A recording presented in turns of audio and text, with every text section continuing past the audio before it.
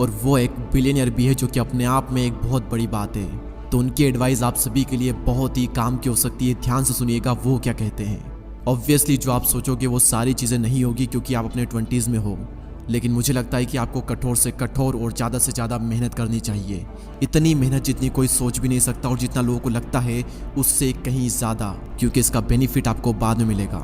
Life बहुत ही unfair है, कई बार किस्मत आपको चकमा देगी, लेकिन अपने करियर के शुरुआती टाइम में ज़्यादा मेहनत करना आपको लॉन्ग टर्म में कंपाउंडिंग इफेक्ट दिखेगा और इस लेवल का आपको रिजल्ट मिलेगा जो कि आपने भी कभी सपने में नहीं सोचा होगा। और ये इतनी अंडररेटेड चीज़ है और ये इतनी मोस्ट वैल्यूबल एडवाइस है जो कि मुझे कभी भी नहीं मिली, लेकिन मैं आप सभी को दे रहा हूँ। अब यहाँ पर वीडियो को पॉज करें और इसका स्क्रीनशॉट लेकर बार बार इसे पढ़ें, क्योंकि ये एडवाइस आप सभी की ज़िंदगी चेंज कर सकती है। अगर आप ये समझ के कि अभी शुरुआती टाइम में ज़्यादा मेहनत करना आपको लॉन्ग टर्म में कंपाउंडिंग इफेक्ट देगा।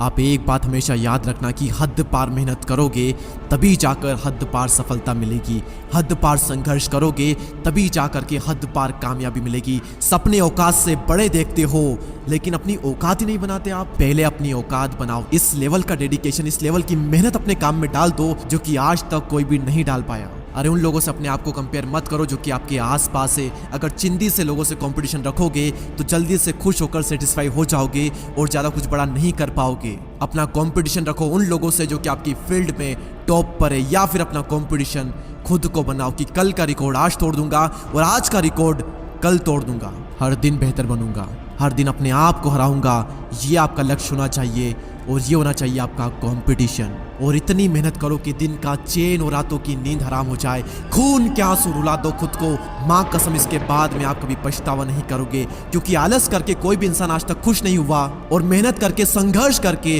किसी भी इंसान ने आज तक पछतावा नहीं किया।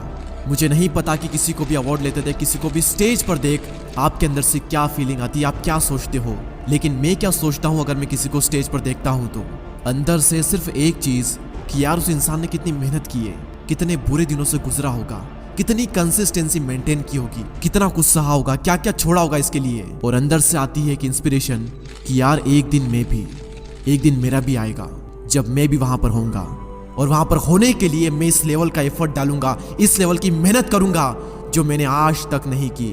और ये ब्रह्मांड देखेगा मेरी मेहनत और ये दुनिया देखेगी मेरी कामयाबी।